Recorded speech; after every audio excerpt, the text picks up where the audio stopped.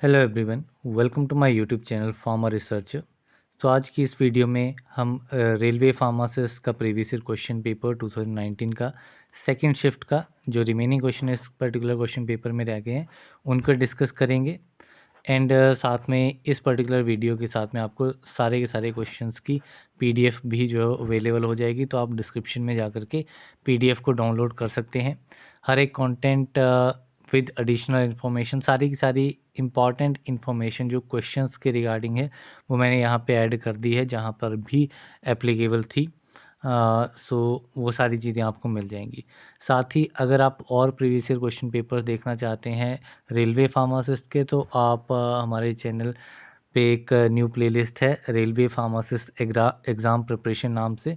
सो उस प्लेलिस्ट में आपको सारे के सारे previous year question papers with detailed answers with detailed explanation and with PDF जो है वो आपको अवेलेबल हो जाएंगे।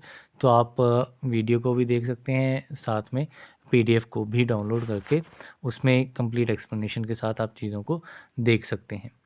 सो चलिए स्टार्ट करते हैं आज के पहले क्वेश्चन से। सो पहला क्वेश्चन है, what is the other name for vitamin B 3।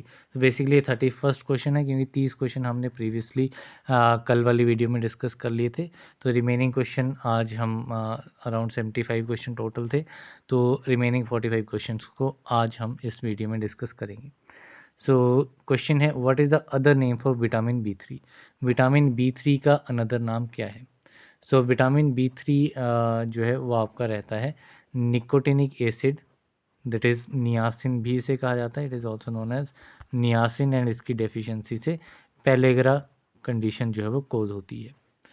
इसके अलावा अगर मैं पीरिडॉक्सिन की बात करूँ, तो पीरिडॉक्सिन आपका रहता है विटामिन बी 6, राइबोफ्लेविन आपका रहता है vitamin B 2, and pantothenic acid रहता है विटामिन बी 5। तो ये डिफरेंट आपके विटामिन के नाम रहते हैं। देन चलते हैं नेक्स्ट क्वेश्चन की तरफ। तो नेक्स्ट क्वेश्चन है, bacterial cell walls are composed of. So bacterial cell wall, bacteria की जो सेल वॉल है वो किस चीज़ से बनी होती है? So it is made up of peptidoglycan से आपकी सेल वॉल जो है वो बनी होती है। तो यहाँ पे आपका ऑप्शन ए इज़ करेक्ट। इसके अलावा कुछ इंपॉर्टेंट चीज़ें आपको डिफरेंसेस में याद रखनी है regarding the gram positive and gram negative bacteria. So first point इसमें आप जो याद रख सकते हैं वो है कि ग्राम पॉजिटिव बैक्टीरिया में साइटोप्लाज्मिक लिपिड मेम्ब्रेन होती है, एंड ग्राम नेगेटिव में भी आपकी साइटोप्लाज्मिक मेम्ब्रेन होती है। बट यहाँ पे एक स्पेस होता है between the layers of peptidoglycan and secondary membrane layer, ठीक है। जो आपकी पेप्टिडोग्लाइकन की लेयर है एंड सेकेंडरी सेल मेम्ब्रेन है, उसके बीच में एक स्पेस होता है, एंड इस स्पेस को क्या कहा जाता है? Periplasmic space. सो ये डेफिनेशन जो है वो इसमें रिगार्डिंग द पेरीप्लाज्मिक स्पेस की, ये आप ग्राम नेगेटिव बैक्टीरिया में याद रखेंगे। देन नेक्स्ट है आपका रिगार्डिंग द लेयर की, उसकी जो वॉल है वो कैसी होती है, ठीक है। लेयर जो है वो कैसी होती है पेप्टिडोग्लाइकन, तो यहाँ पे आपकी थिक पेप्टिडोग्लाइकन लेयर होती है किसमें? ग्राम पॉजिटिव में, एंड वहीं पे थिन पेप्टिडोग्लाइकन लेयर होती है ग्राम नेगेटिव में। एंड जो मोस्ट इंपॉर्टेंट इसमें आप याद रखेंगे वो है आपका टिकोइक एसिड। टिकोइक एसिड जो है ये आपका सिर्फ ग्राम पॉजिटिव में पाया जाता है, एंड ग्राम नेगेटिव में टिकोइक एसिड नहीं पाया जाता है। तो ये इंपॉर्टेंट पॉइंट है जो कि मल्टीपल टाइम्स एग्जाम में पूछा जाता है डिफरेंट डिफरेंट एग्जाम्स में। सो ये टिकोइक एसिड वाला पॉइंट आप एक याद रखेंगे, एक thick peptidoglycan and thin peptidoglycan layer जो है वो किस में होती है वो आपको याद रखना है। देन नेक्स्ट क्वेश्चन है, identification test for protein is. तो प्रोटीन के लिए आइडेंटिफिकेशन टेस्ट जो है वो कौन सा रहता है? तो यहाँ पे हाइड्रोलिसिस टेस्ट जो है वो आपका काफ़ी जनरल टेस्ट है। तो नेक्स्ट हम क्राइस टेस्ट जो है वो आपका मेन इंपॉर्टेंट टेस्ट है। तो ये आपका बेसिकली रेंसिडिटी के लिए टेस्ट रहता है, rancidity of fats and oils. Fats and oils की रेंसिडिटी के लिए जो टेस्ट रहता है वो आपका क्राइस टेस्ट रहता है। देन आता है आपका व्यूरेट टेस्ट। व्यूरेट टेस्ट जो है ये आपका आइडेंटिफिकेशन टेस्ट रहता है प्रोटीन्स के लिए। देन आता है आपका मॉलिश टेस्ट, ये आपका जनरल टेस्ट रहता है कार्बोहाइड्रेट्स के लिए। सो ये सारे के सारे टेस्ट जो हैं वो आपको याद रखने हैं। मॉलिश टेस्ट जो है वो काफ़ी बार पूछा गया है। सो इस क्वेश्चन का आंसर क्या रहेगा? ये प्रोटीन के लिए पूछा गया था, तो it is biuret test. So option C is correct. Next question है, इथाइलिन गैस प्रमोट्स। तो इथाइलिन गैस जो है ये किस चीज़ को प्रमोट करती है? तो इथाइलिन गैस जो है ये बेसिकली आपका प्लांट हार्मोन्स रहते हैं, प्लांट ग्रोथ हार्मोन्स रहते हैं। एंड इथाइलिन गैस जो है ये आपका प्रमोट करती है फ्रूट राइपनिंग को, ठीक है। फ्रूट को पकाने के लिए इथाइलिन गैस जो है वो हेल्प करती है। सो इसके अलावा जो है वो काफ़ी आपके डिफरेंट डिफरेंट प्लांट हार्मोन्स रहते हैं, सभी का अलग अलग फंक्शन रहता है। सो फंक्शंस जो हैं वो काफ़ी इंपॉर्टेंट है प्लांट हार्मोन्स के। सो इसमें फर्स्ट है आपका एब्सिसिक एसिड, जिसको एब्रीवेट किया जाता है AVA से। एंड ये मेडिएट करता है changes within the apical meristems causing bud dormancy. So ये टर्म आप याद रखेंगे कि बड डोमेंसी जो है वो किस में रहती है, एब्सिसिक एसिड से होती है, क्योंकि इसमें एपिकल मेरिस्टेम जो पार्ट रहता है लीव्स का, वहाँ पे चेंजेस को मेडिएट करता है आपका abscisic acid. Also in plants under water stress, ठीक है, प्लांट्स जो अंडर वाटर स्ट्रेस होते हैं उनमें AVA जो है वो आपका स्टोमेटा को क्लोज करने का रोल प्ले करता है। मींस स्टोमेटा क्या है, बेसिकली आपका रेस्पिरेशन के लिए जो स्मॉल ओपनिंग्स रहती हैं उसको बेसिकली क्लोज करता है उन प्लांट्स में जिनमें जो कि अंडर वाटर स्ट्रेस हैं, पानी में जो हैं। देन नेक्स्ट है आपका ऑक्सिन्स। ऑक्सिन्स आपके काफ़ी इंपॉर्टेंट प्लांट हार्मोन्स रहते हैं एंड ये आपके पॉजिटिवली इन्फ्लुएंस करते हैं सेल एनलार्जमेंट को, मीन सेल एनलार्जमेंट में हेल्प करते हैं, बड फॉर्मेशन में हेल्प करते हैं एंड रूट इनिशिएशन में हेल्प करते हैं। तो ये तीनों चीज़ें आपको याद रखनी है, बड फॉर्मेशन एंड रूट इनिशिएशन, इसके ऊपर जो है वो क्वेश्चन बन जाता है। नेक्स्ट क्वेश्चन है साइटोकाइनिन्स और जियोटिनोर काइनेटिन और बेंजाइल एडेनिन, ठीक है, ये आपके डिफरेंट प्लांट हार्मोन्स हैं, ठीक है। सो साइटोकाइनिन्स जो हैं ये आपके क्या करते हैं, ये cell division and shoot formation को इन्फ्लुएंस करते हैं। तो ये पॉइंट भी आपका इंपॉर्टेंट है कि cell division and shoot formation को कौन सा प्लांट हार्मोन इन्फ्लुएंस करता है, so it is cytokinin.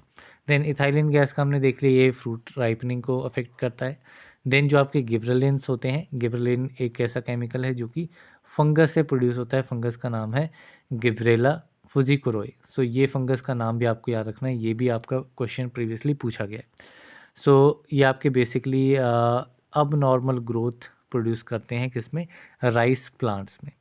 And also ये फ्लावरिंग को प्रमोट करते हैं, सेलुलर डिवीज़न को, एंड सीड्स में सीड्स ग्रोथ करते हैं ये after germination.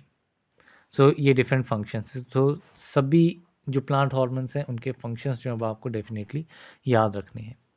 The next question है the percentage of total calories obtained from carbohydrate should be between. So जो आपका मेजर एनर्जी रिक्वायरमेंट रहती है वो आपको कार्बोहाइड्रेट से मिलती है, मीन सबसे ज़्यादा एनर्जी जो है वो आपको कार्बोहाइड्रेट से प्रोवाइड होती है आपकी बॉडी में, जो कि आपका अराउंड 50 to 60% टोटल कैलोरीज जो हैं वो आपकी रहती हैं फ्रॉम कार्बोहाइड्रेट्स। तो यहाँ पे आपका option C is correct. The next question है reduction in chemical reactions is the. So chemical reactions में जो रिडक्शन होती है that is known as gain of hydrogen. Basically क्या है कि रिडक्शन टर्म आएगी तो रिडक्शन मीन्स आपका हाइड्रोजन का गेन होगा एंड लॉस होगा आपका किसका, ऑक्सीजन का लॉस होगा, ठीक है। सो आइदर आप ऑक्सीडेशन की डेफिनेशन को पढ़ लीजिए या आप रिडक्शन की, जो ऑपोजिट होगा वो आपका दूसरे का बन जाएगा। जैसे कि रिडक्शन में हाइड्रोजन का गेन एंड ऑक्सीजन का लॉस, वहीं पे ऑक्सीडेशन में क्या होगा, ऑक्सीजन का जो है वो गेन होगा एंड हाइड्रोजन का जो है वो लॉस होगा। सो ऑपोजिट हो जाएगा। तो ये दोनों टर्म्स जो हैं वो आप साइमल्टेनियसली इनको याद करेंगे। देन नेक्स्ट क्वेश्चन है isomerism caused by the different arrangements of atoms और groups in space is called as. So isomerism जो कि डिफरेंट जो एटम्स और ग्रुप्स रहते हैं स्पेस में उनकी डिफरेंट अरेंजमेंट की वजह से कोज होता है and that isomerism is known as stereoisomerism. So यहाँ पे आपका option D is correct. Next question है which among the following is not a dissolved material in domestic sewage. इनमें से कौन सा मटेरियल जो है वो आपका डोमेस्टिक सीवेज में डिजॉल्व नहीं होता है। तो phosphate, silt, nitrates and ammonia.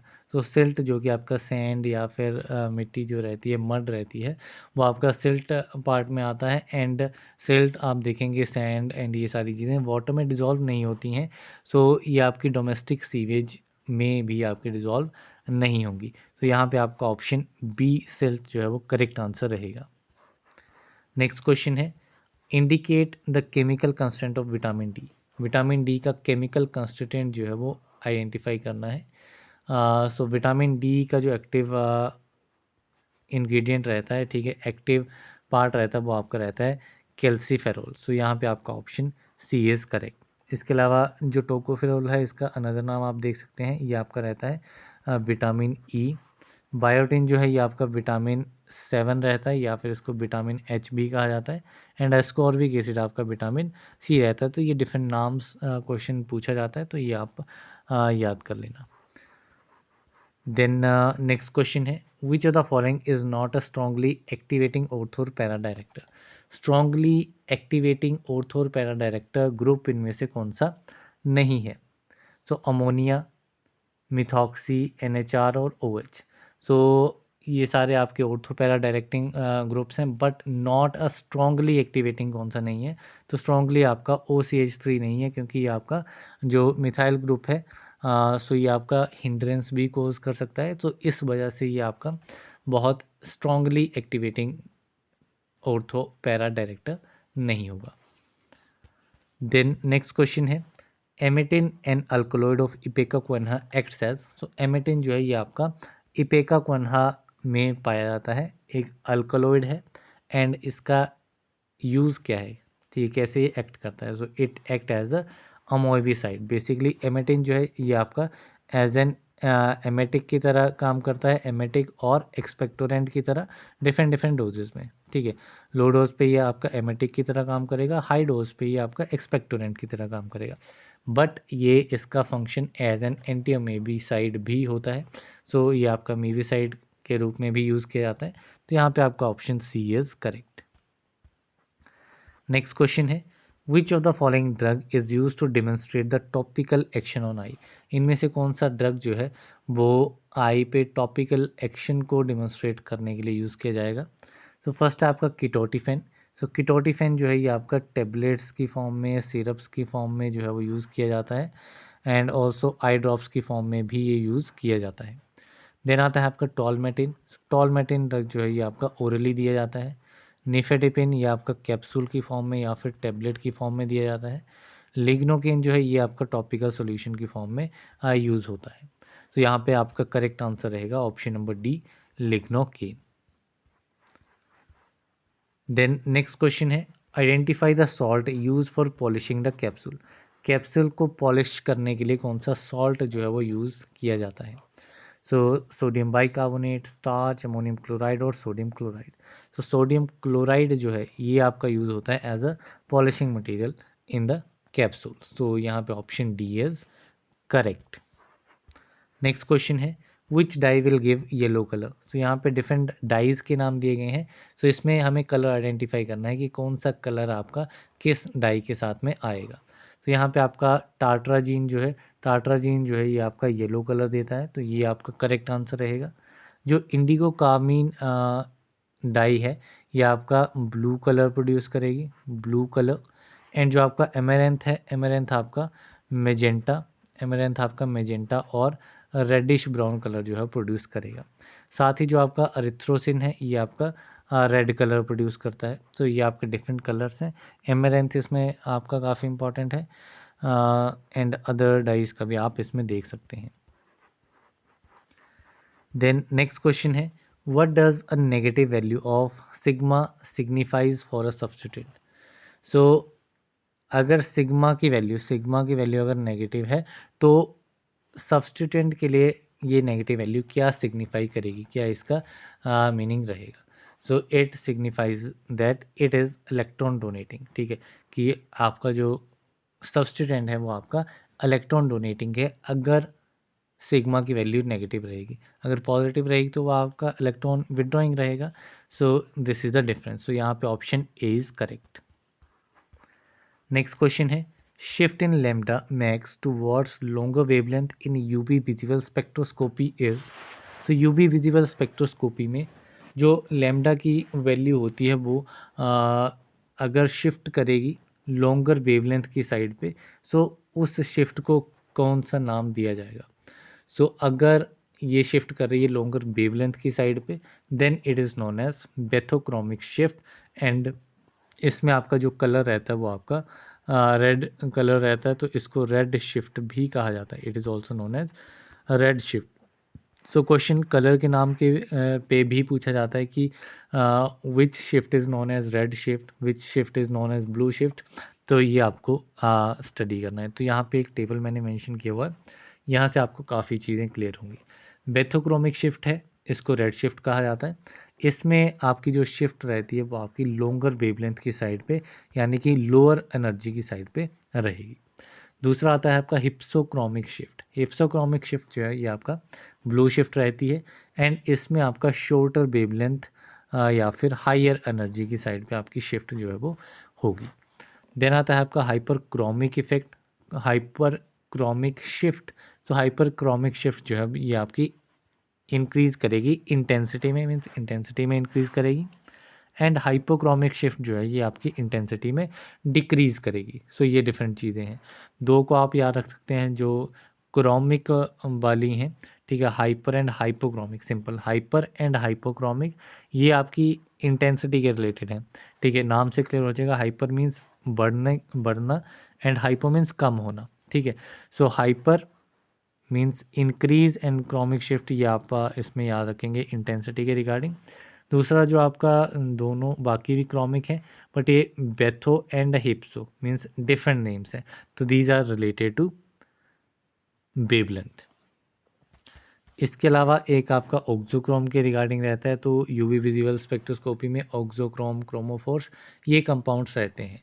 सो इसमें ऑक्सोक्रोम जो है वो काफ़ी इंपॉर्टेंट रहता है। सो ये एक ऐसा ग्रुप है जो कि एक्सटेंड करता है कंजुगेशन को, क्रोमोफोर की कंजुगेशन को एक्सटेंड कर देता है by sharing the non bonding electrons. तो डेफिनेशन के ऊपर यहाँ पे क्वेश्चन जो है वो बन सकता है। देन चलते हैं हम नेक्स्ट क्वेश्चन की तरफ। सो नेक्स्ट क्वेश्चन है, according to wedge theory monovalent soaps gives. So wedge theory के अकॉर्डिंगली जो मोनोवेलेंट सॉप्स होते हैं ये आपके ऑयल इन वाटर इमल्शन को प्रोड्यूस करते हैं। सो यहाँ पे आपका ऑप्शन सी जो है वो करेक्ट आंसर रहेगा। सो मोनोवेलेंट में यहाँ पे एग्जांपल लिखे हुए हैं जैसे कि सोडियम एंड पोटेशियम, ये आपके मोनोवेलेंट सॉप्स रहते हैं जिनमें ये आयंस प्रेजेंट होते हैं, तो these will give oil in water emulsion. अगर डाईवेलेंट सॉप्स हैं जैसे कि आपका Ca2 पॉजिटिव हो गया, सो इसमें आपका वाटर इन ऑयल इमल्शंस रहेंगी। तो ये दोनों पॉइंट इसमें आपको याद रखने हैं। देन नेक्स्ट क्वेश्चन है, thioglycolic acid is used in the limit test of. Thioglycolic acid जो है वो किसके लिमिट टेस्ट में जो है वो यूज़ किया जाता है। सो आयरन, क्लोराइड, लेड और सल्फर। सो थायोग्लाइकोलिक एसिड जो है ये आपका यूज़ होता है in the limit test of iron. So यहाँ पे आपका ऑप्शन ए इज़ करेक्ट। तो यहाँ पे मैंने काफ़ी डिटेल में आपके लिए सारी चीज़ें मेंशन की हुई हैं कि कौन सा टेस्ट है, क्या इसका प्रिंसिपल रहता है। फॉर एग्जांपल ये आपका आयरन के लिमिट टेस्ट के रिगार्डिंग है, तो इसमें आपका जो पर्पल कलर जो है वो ऑब्टेन होता है। तो यहाँ पे आप कलर जो है वो याद रखेंगे कि जब आपका आयरन इम्प्योरिटीज़ रिएक्ट करती है मरकैप्टो एसिटिक एसिड के साथ, दैट इज़ द थायोग्लाइकोलिक एसिड, तब आपका जो है वो पर्पल कलर जो है वो ऑब्टेन होता है। सो यहाँ पे अगर आप ये वाला रिएक्शन देखेंगे, सिट्रिक एसिड भी इसमें आपका यूज़ होता है to complex metal cation other than iron if any present, ठीक है। कि अगर आयरन के अलावा कोई और मेटल कैटाइन प्रेजेंट है, कॉम्प्लेक्स मेटल कैटाइन प्रेजेंट है, तो उसको जो है वो आपका यूज़ उसका कॉम्प्लेक्स करने के लिए, ठीक है, आयरन फ्री बनाने के लिए जो है वो सिट्रिक एसिड का जो है वो यूज़ किया जाता है। सो ये आप सिट्रिक एसिड का यूज़ यहाँ पे देख सकते हैं। दूसरा आपको इसमें बेसिकली याद रखना है कलर के रिगार्डिंग, ठीक है, कि जो आपका फेरस मरकैप्टोएसीटेट है वो आपका पर्पल कलर फॉर्म करेगा सिट्रिक एसिड की प्रेजेंस में। तो ये आप कुछ चीज़ें इसमें याद रख सकते हैं। Also in addition to formation of metal complex other than iron, citric acid forms ammonium citrate buffer when ammonia is added to make alkaline which in turn stabilizes the complex form। ठीक है, कि metal complex की formation के अलावा जो citric acid है ये आपका अमोनियम सिट्रेट बफर की फॉर्मेशन भी करता है। तो अगर यहाँ पे आपका बफर पूछा जाएगा कि कौन सा बफर आपका आयरन के लिए टेस्ट में रहता है, so that is ammonium citrate buffer and ये सिट्रिक एसिड के थ्रू ही फॉर्म होता है। तो ये एक इम्पॉर्टेंट पॉइंट आप एडिशनली इसमें याद रखेंगे। बाकी यहाँ पे बाकी चीज़ें मैंने अदर टेस्ट भी ऐड कर दिए हैं कि जैसे लिमिट टेस्ट ऑफ क्लोराइड हो गया, तो इसको आप याद कर सकते हैं। तो इसमें आपका जो एजेंट है वो सिल्वर नाइट्रेट इसमें आपका रिएक्ट करता है क्लोरीन के साथ in the presence of dilute nitric acid and इसमें आपका AgCl की ओपेलेसेंस जो है वो प्रोड्यूस होती है। तो ये आप इसमें एक चीज़ याद रखेंगे, प्रेसिपिटेट आपके सिल्वर क्लोराइड के बनते हैं। देन नेक्स्ट हम देखते हैं, नेक्स्ट पार्ट है आपका limit test for lead. Lead के लिए लिमिट टेस्ट। सो लेड में आप अगर एजेंट याद रखेंगे तो डाइथायोजोन जो है वो इसमें रीजेंट मेन रीजेंट यूज़ किया जाता है जो कि लेड डाइथायोजोन कॉम्प्लेक्स की फॉर्मेशन करता है and it is also violet in colour.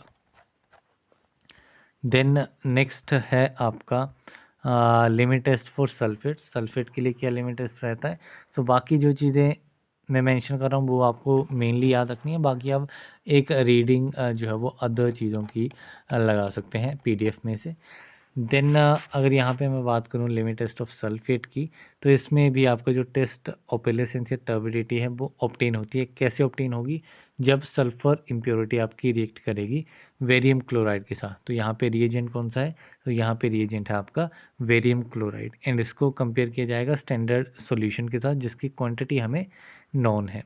ठीक है, सो ये आप बेसिक रिएक्शन जो है वो इसमें रीड आउट कर सकते हैं। दो ही चीज़ें इसमें आपको याद रखनी है कि ओपेलेसेंस एंड टर्बिडिटी फॉर्म होती है किसकी, वेरियम सल्फेट की। रिएजेंट कौन सा यूज़ किया जाता है, reagent is barium chloride. Then next question देखते हैं। सो नेक्स्ट क्वेश्चन है what would be the period for completing priority review in NDA। सो NDA that is the new drug application. ठीक है, new drug application. So new drug application में priority review को complete करने का जो period है वो कितना रहता है। सो ये पीरियड आपका रहता है अराउंड 6 मंथ्स। ठीक है, 6 मंथ्स कब से काउंट होंगे, from 60 days of filing to 6 months is priority review. ठीक है, फाइलिंग के 60 दिन मीन्स 2 महीने के बाद से 6 महीने तक जो है वो ये आपका पीरियड रहता है। देन नेक्स्ट क्वेश्चन है डायोसिन ऑन हाइड्रोलिसिस गिव्स। सो डायोसिन जो है ये क्या है, तो ये आपका डायोस्कोरिया में प्रेजेंट होता है। डायोस्कोरिया ग्लाइकोसाइड में डायोसिन जो है वो प्रेजेंट होता है एंड ये आपका सेपोनिन इन नेचर रहता है। ठीक है, सेपोनिन इसका नेचर रहता है डायोसिन का एंड इसको हाइड्रोलाइज होने पे हमें ग्लूकोस एंड रेमनोस ये प्रोडक्ट जो है वो मिलते हैं। तो यहाँ पे आपका option D is correct. Next question है who discovered penicillin vaccine. Penicillin vaccine को किसने डिस्कवर किया था, so the penicillin vaccine was discovered by Alexander Fleming. So यहाँ पे आपका ऑप्शन B इज़ करेक्ट। इसके अलावा जो वॉटसन एंड क्रिक थे इन्होंने DNA मॉडल्स पे वर्क किया था। रॉबर्ट कॉश ने आपका ट्यूबरक्लोसिस की एटियोलॉजी को डिस्कवर किया था। एडवर्ड जीनर ने अपनी पहली वैक्सीन स्मॉल पॉक्स वैक्सीन बनाई थी 1798 में। देन नेक्स्ट क्वेश्चन है हमारा लायोफिलाइजेशन मीन्स। सो लायोफिलाइजेशन क्या है, तो लायोफिलाइजेशन बेसिकली आपका रहता है फ्रीज ड्रायर। फ्रीज ड्रायर को ही लायोफिलाइजेशन कहा जाता है एंड ये आपका सब्लिमेशन प्रिंसिपल पे वर्क करता है। किस प्रिंसिपल पे, सब्लिमेशन प्रिंसिपल पे काम करता है। तो इसमें हम कुछ इंपॉर्टेंट पॉइंट्स यहाँ पे देख लेते हैं कि क्या क्या इसमें इंपॉर्टेंट चीज़ें याद रखनी है। सो फर्स्ट है आपका फ्रीज ड्रायर के लिए सब्लिमेशन ड्राइंग इसे कहा जाता है, लायोफिलाइजेशन एंड डेसिकेशन। सो ये आपका सब्लिमेशन फिनोमेना पे वर्क करता है at temperature and pressure below 0.00 से कम टेम्परेचर पे। ठीक है, एंड सब्लिमेशन प्रेशर कितना रहता है, तो it is 0.1 to 0.3 mmHg। Temperature आपका -10 to -30 डिग्री सेल्सियस रहता है and after sublimation honeycomb structure is form. And sublimation के बाद में हनीकॉम्ब स्ट्रक्चर जो है वो इसमें फॉर्म हो जाता है प्रोडक्ट का। अब इसके एप्लीकेशन का कहाँ पे है? सो जो भी आपके बायोलॉजिकल प्रोडक्ट्स हैं, एंटीबायोटिक्स हो गए, blood products, vaccines and enzyme preparations, so इन सभी में की ड्राइंग के लिए जो है वो फ्रीज ड्रायर का यूज़ किया जाता है। देन नेक्स्ट क्वेश्चन पे चलते हैं। सो नेक्स्ट क्वेश्चन है, at what time of the day is the relative humidity normally at a minimum? Relative humidity दिन के किस टाइम पे जो है वो मिनिमम रहेगी?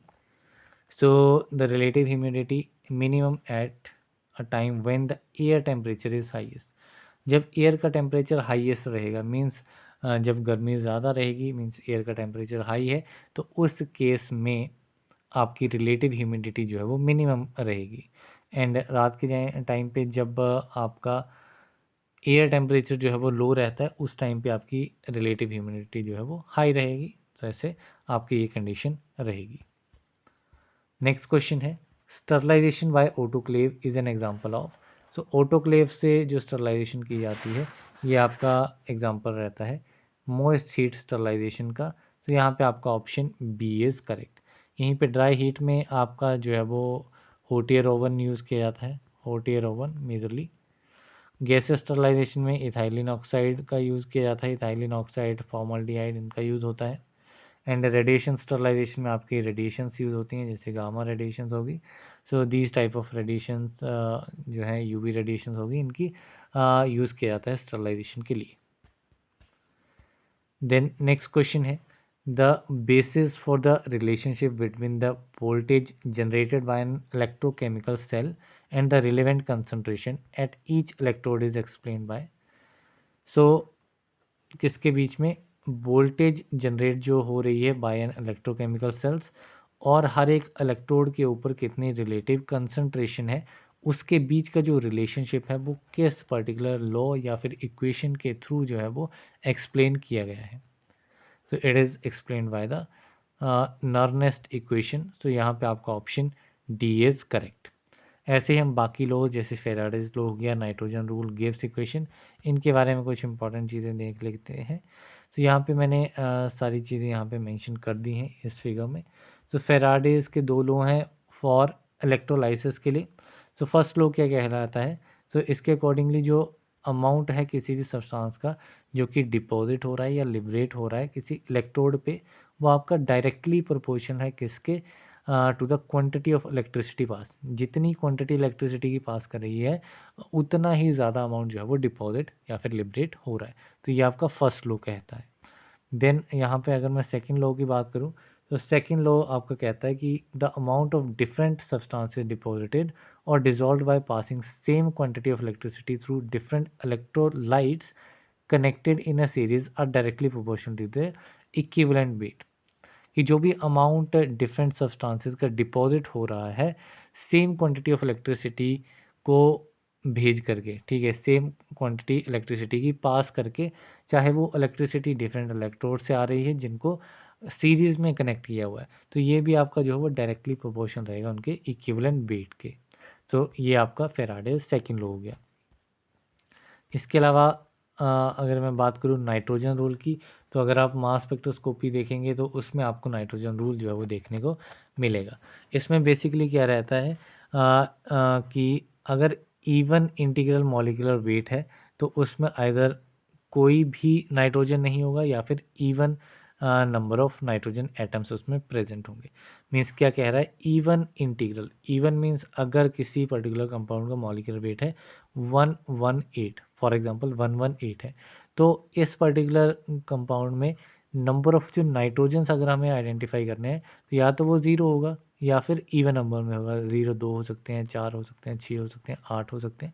सो इस वे में आपका रहेगा। वैसे ही अगर ओड मॉलिक्यूलर वेट है तो इसमें आपके ओड नंबर ऑफ नाइट्रोजन्स रहेंगे। फॉर एग्जांपल अगर आपका 117 है तो इस केस में आइदर आपका 1 रहेगा, 3 रहेगा, 5 रहेगा।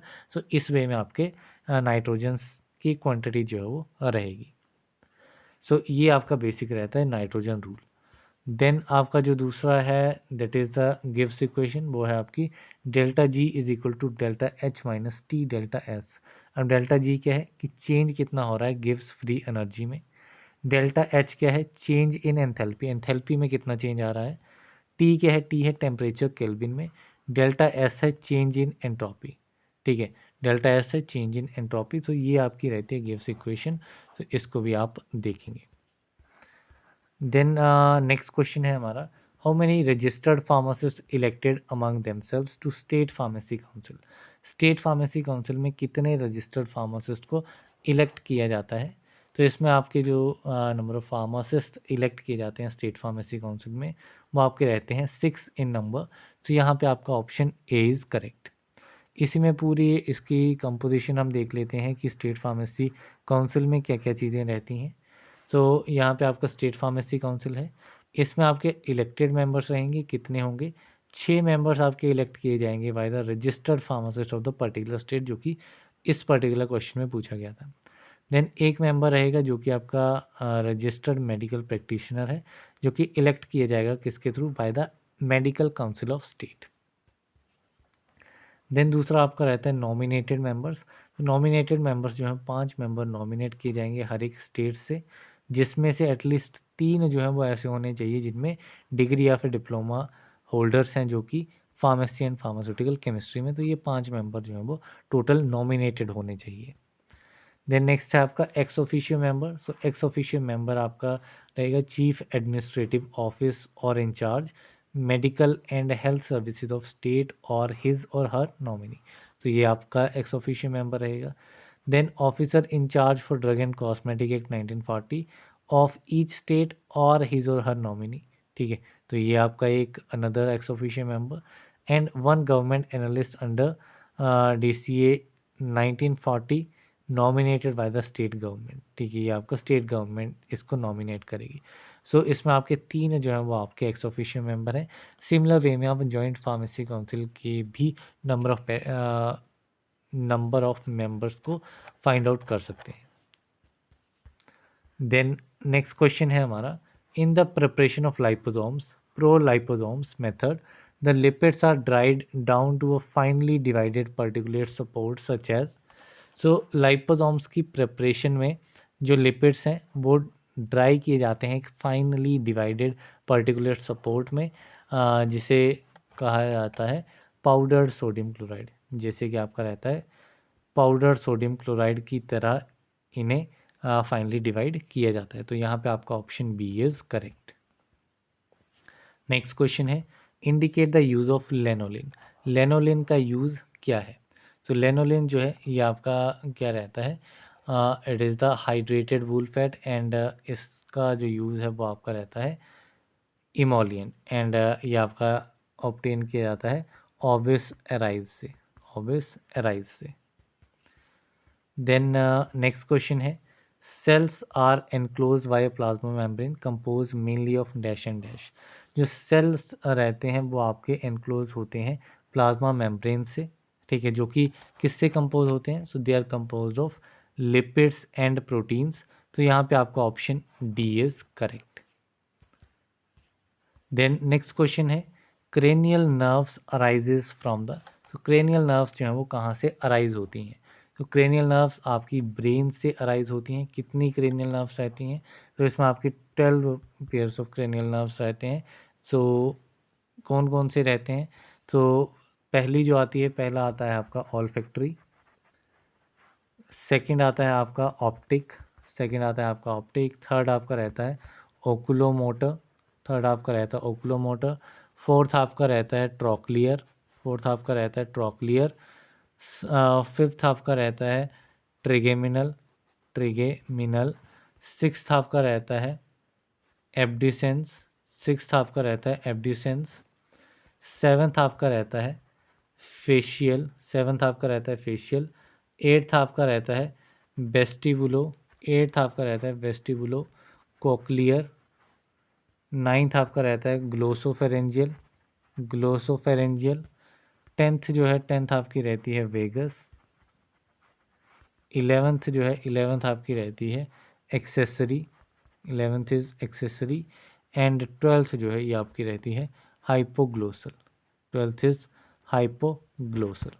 सो ये डिफरेंट आपकी क्रेनियल नर्व्स है, नाम जो है वो आपको डेफिनेटली सभी के याद रखने हैं। देन नेक्स्ट क्वेश्चन है IUPAC name for structure CH3 CH2 CH2 CH2 is. So ये आपका स्ट्रक्चर दिया गया है, इसका नाम जो है वो आइडेंटिफाई, IUPAC नेम जो है वो यहाँ पे आइडेंटिफाई करना है। सो यहाँ पे सबसे पहले ये आपका एलिफेटिक कंपाउंड है, मींस कोई भी रिंग जो है वो इसमें प्रेजेंट नहीं है, ठीक है। चेन में ये आपका प्रेजेंट है, तो इसमें हम simply number of carbons count करेंगे। सो यहाँ पे 1 2 3 एंड 4 हैं, ठीक है। 4 कार्बन्स हैं, तो 4 कार्बन्स के लिए क्या यूज़ किया जाता है? 4 कार्बन्स के लिए जो टर्म यूज़ की जाती है दैट इज़ ब्यूट, ठीक है। सो ब्यूट ये आपका रूट वर्ड रहता है, एंड आपका सफिक्स जो है इसके लिए यूज़ किया जाएगा आइल, ठीक है, ब्यूटाइल। तो ये आपका बनेगा ब्यूटाइल, तो यहाँ पे आपका ऑप्शन ए इज़ करेक्ट, ठीक है। जब आपका बॉन्डिंग यहाँ पे रिक्वायर्ड है, ठीक है, तो इसके लिए इसे हम कहेंगे ब्यूटाइल। एंड अगर यहाँ पे 3 होता then it will be butane, तब क्या होगा? ये ब्यूटेन हो जाएगा, ठीक है।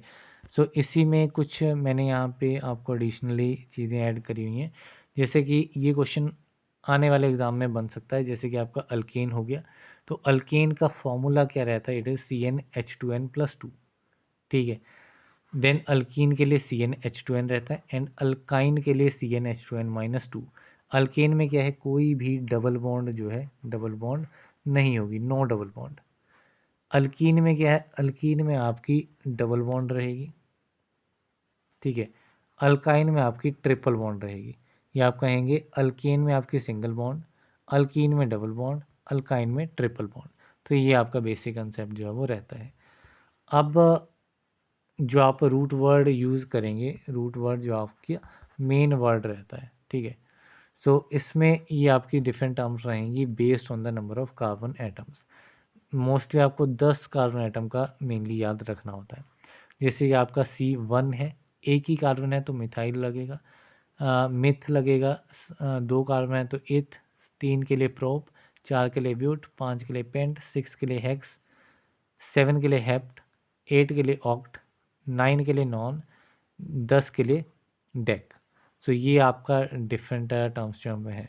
बाकी इनको आप रीड आउट कर भी सकते हैं, नहीं भी करेंगे तो कोई दिक्कत नहीं है, पर फर्स्ट 10 जो है वो आपको पता होने चाहिए। देन नेक्स्ट क्वेश्चन देखते हैं। नेक्स्ट क्वेश्चन है which of the following drug is use to demonstrate the mydriatic action. Mydriatic action को डेमोन्स्ट्रेट करने के लिए कौन सा ड्रग जो है वो यूज़ होता है? सो ये ड्रग आपका रहता है एट्रोपिन सल्फेट। तो यहाँ पे आपका ऑप्शन बी इज़ करेक्ट। काफ़ी सिंपल क्वेश्चन है ये। द नेक्स्ट क्वेश्चन है in extraction ratio E of value with zero then there is no. So extraction ratio में जहाँ पे वैल्यू आपकी ज़ीरो होगी, सो उसमें अब्जॉर्प्शन, एलिमिनेशन, डिस्ट्रीब्यूशन और मेटाबॉलिज्म में से कौन सी चीज़ नहीं होगी? ठीक है, एक्सट्रैक्शन रेशियो है तो इसमें आपका एलिमिनेशन जो है वो there will be no elimination with zero value, तो यहाँ पे आपका option B will be the correct answer. तो यहाँ पे आप एक स्क्रीनशॉट मैंने यहाँ पे ऐड किया हुआ है बुक से, तो इसको आप रीड आउट कर सकते हैं, जैसे कि यहाँ पे मेंशन किया गया है। तो ये जो टर्म है आपकी C in minus C out divided by C in, so ये टर्म जो है वो आपकी कहलाती है एक्सट्रैक्शन रेशियो, ठीक है, इस पर्टिकुलर इक्वेशन में, ठीक है। एंड अगर एंड इसकी कोई भी यूनिट नहीं होती, value zero means no elimination and one means complete elimination, तो ये इसमें बेसिक रहता है। अब जिनका हाई ईआर है तो उसको हम कैसे कब कंसीडर करेंगे कि it is a high extraction ratio? जब वैल्यू जो हो 0.7 से ऊपर होगी, जब 0.3 से 0.7 के बीच में होगी then it will be intermediate, low risk में आपकी बिलो 0.3 चली जाएगी। तो ये आपका बेसिक सा चीज़ है। देन नेक्स्ट क्वेश्चन है state of being free from all microorganisms is known as. So सभी माइक्रो ऑर्गेनिज्म से फ्री होने वाली, ठीक है, फ्री फ्रॉम माइक्रो ऑर्गेनिज्म, ये स्टेट जो है वो क्या कहलाती है? तो बेसिकली इसके लिए आपकी एसेप्सिस एंड स्टेराइल दोनों ही टर्म्स यूज़ की जाती हैं। एसेप्सिस भी आपकी ऐसी कंडीशंस रहती हैं जहाँ पे कोई भी माइक्रो ऑर्गेनिज्म की प्रेजेंस नहीं होती है, ठीक है। एंड स्टेराइल भी एक ऐसी कंडीशन है, सॉरी, एक ऐसी टर्म है जो कि यूज़ की जाती है स्टेट को डिफाइन करने के लिए कि वो आपकी free from living micro organism है। तो ये दोनों ही टर्म जो है वो इसमें आप कह सकते हैं कि इट इज़ करेक्ट। बाकी जो यहाँ पे इसकी आंसर की थी उसमें इसका ऑप्शन बी करेक्ट था, बट आई फील कि ये दोनों ही टर्म्स जो हैं वो आपकी इस पर्टिकुलर डेफिनेशन को डिफाइन करती हैं। नेक्स्ट क्वेश्चन है, which one among the following has high glycaemic index. इनमें से कौन सा मटेरियल जो है उसका हाई ग्लाइसेमिक इंडेक्स होगा। High glycaemic index means glucose की फॉर्मेशन जो है वो आपकी ज़्यादा होगी। तो यहाँ पे सिरपी फूड है, सिरप मीन्स आपका स्वीट फूड रहेगा, तो इसमें आपका ग्लाइसेमिक इंडेक्स ऑब्वियसली हाई रहेगा। बाकी का कंपैरिजन देख लेते हैं कि करेक्ट बैठ रहा है या नहीं। तो whole grain, brown rice and vegetables, तो ये आपके जनरल कार्बोहाइड्रेट्स हैं, तो इनमें आपका जो है वो ग्लाइसेमिक कंटेंट नॉर्मल लेवल पे रहेगा, लेकिन सिरपी फूड्स में बाकी के कंपैरिजन में हाई ग्लाइसेमिक इंडेक्स रहेगा। नेक्स्ट क्वेश्चन है, in universal indicators a pH of 7 is shown with. तो यूनिवर्सल इंडिकेटर्स में अगर पीएच 7 है तो वो किस कलर से शो होगा। सो इसमें आपका जो कलर रहता है वो आपका रहता है ग्रीन कलर। सो यहाँ पे आपका ऑप्शन सी इज़ करेक्ट। इसमें आप कुछ अदर एग्जांपल्स देख सकते हैं। एक तो इसमें आप इसकी कंपोजिशन देख सकते हैं कि यूनिवर्सल इंडिकेटर में क्या क्या चीज़ें रहती हैं। तो एक आपका वाटर रहेगा, 1 propanol, phenolphthalein, sodium hydroxide, methyl red, bromothymol blue, sodium bisulphide and thymol blue, ये सारी कंडीशंस रहती हैं। अब पीएच रेंज के बेसिस पे डिफरेंट कलर्स रहते हैं।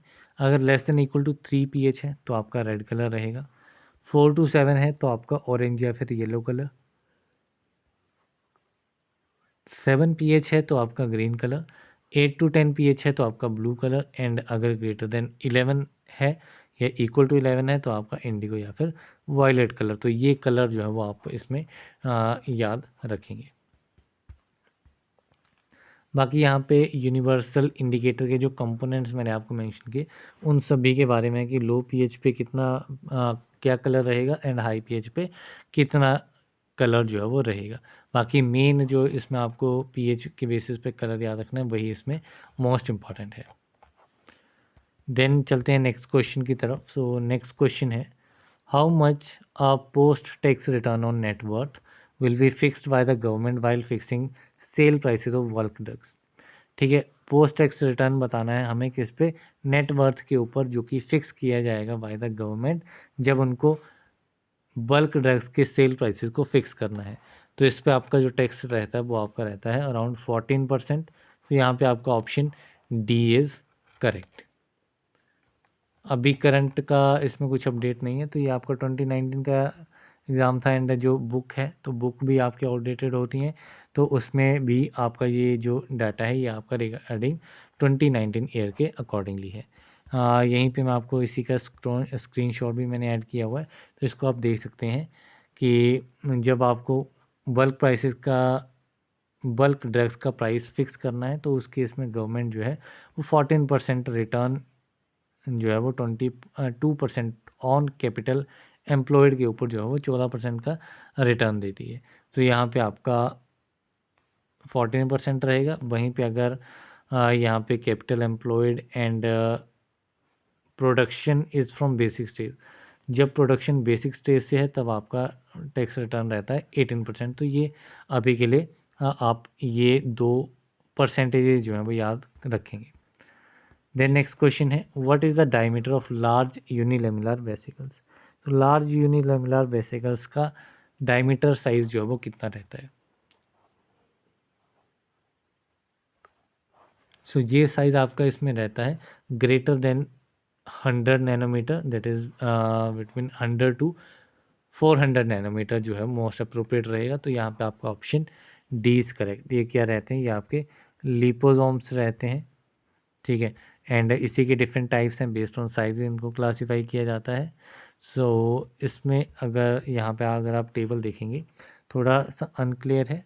सो स्ट्रक्चरल पैरामीटर्स के रिगार्डिंग आपके जो मल्टी लेमिनार वेसिकल्स हैं उनका साइज रेंज रहेगा ग्रेटर देन 0.5 माइक्रोमीटर। अगर जाइंट यूनिलेमिनार वेसिकल्स हैं तो 1 माइक्रोमीटर तक साइज़ रहेगा। लार्ज यूनिलेमिनार है मीन्स 100 नैनोमीटर से ज़्यादा रहेगा, जो कि यहाँ पे क्वेश्चन था। मीडियम साइज है एंड स्मॉल यूनिलेमुलर वेसिकल्स हैं तो इनके लिए 20 to 100 नैनोमीटर जो है वो आपका साइज़ रहेगा मीडियम एंड स्मॉल के लिए। देन यूनिलेमुलर वेसिकल्स हैं तो ये सारे के सारे साइजेस में रहते हैं। देन ओलिगोलेमुलर वेसिकल इसका 0.1 to 1 माइक्रोमीटर रहेगा। मल्टीलेमुलर वेसिकल्स हैं तो इनका 1 माइक्रोमीटर रहेगा। तो ये आपके डिफरेंट साइज रेंजेस इसमें आपको याद रखनी है। नेक्स्ट क्वेश्चन है indicate the region of oral mucosa where the blood flow will be high. So oral mucosa का वो रीज़न इंडिकेट करना है जिसमें ब्लड फ्लो जो है वो हाई रहता है। तो ये रीज़न आपका रहता है सबलिंगुअल, टंग के नीचे वाला जो एरिया रहता है सबलिंगुअल। काफ़ी ड्रग्स आपका नाइट्रोग्लिसरीन आपका सबलिंगुअली दी जाती है, तो ऐसे कुछ ड्रग्स रहते हैं जिनको सबलिंगुअली दिया जाता है। सबलिंगुअली देने का मतलब है कि उसमें आपको ब्लड फ्लो जो है वो हाई चाहिए ताकि ईजिली वो अब्जॉर्ब हो सके। देन नेक्स्ट क्वेश्चन है which of the following is an autosomal dominant disorder. Autosomal dominant disorder इनमें से कौन सा है? सो ऑटोजोमल डोमिनेंट डिसऑर्डर में आपका पॉलीसिस्टिक किडनी आ जाएगा। तो यहाँ पे आपका ऑप्शन सी जो है वो करेक्ट आंसर रहेगा। नेक्स्ट क्वेश्चन है flame ionisation detector is the most common detector for. तो फ्लेम आयनाइजेशन डिटेक्टर जो है वो बहुत ही कॉमन, सबसे ज़्यादा कॉमन डिटेक्टर है। एंड किस पर्टिकुलर टाइप की क्रोमेटोग्राफी में ये रहता है। सो ये अगर आप देखेंगे तो इसमें जो करेक्ट आंसर रहेगा वो आपका रहेगा option number C, gas chromatography. तो यहाँ पे आपका ऑप्शन सी जो है वो करेक्ट आंसर रहेगा। नेक्स्ट क्वेश्चन है insulin is compose of total. तो इंसुलिन में आपके टोटल 51 अमाइनो एसिड्स प्रेजेंट होते हैं जो कि दो चेन में रहते हैं। ए एंड बी दोनों डाइसल्फाइड बॉन्ड से जुड़ी रहती हैं। ए में आपके 21 अमाइनो एसिड रहते हैं, बी में आपके 30 अमाइनो एसिड्स रहते हैं। तो ये दो इंपॉर्टेंट पॉइंट इसको और आप याद करेंगे। देन नेक्स्ट क्वेश्चन है what do you mean by botanical identity of a medicinal plant. Medicinal plant की बॉटेनिकल आइडेंटिटी से क्या मीनिंग है? तो बॉटेनिकल आइडेंटिटी मीन्स कि इसमें आपका डिफरेंट चीज़ें रहेंगी, जीनस रहेगा, स्पीसीज रहेगी, sub species, variety, author and family, ये सारी रिक्वायरमेंट रहती हैं आपकी बॉटेनिकल नेम को लिखने के लिए।